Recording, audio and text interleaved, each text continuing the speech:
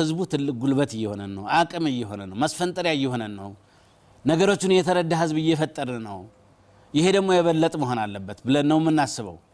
አሁን ህዝቡ ላይ አሁንም መጨመር ያለበት ህዝቡ ተመረረ እንጂ አላመረረም ተመረረ በሁኔታዎች ተመረዋል በድርጊቶች ተመረዋል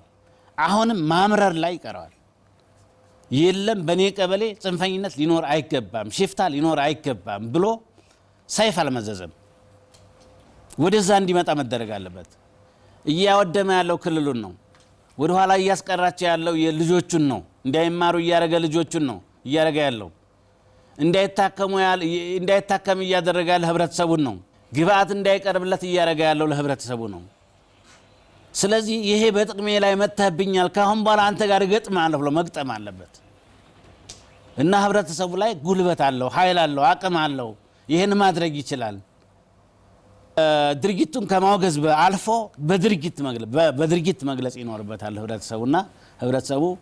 ከፍተኛ ሚና ይጫወታል ብዬ አስባለሁ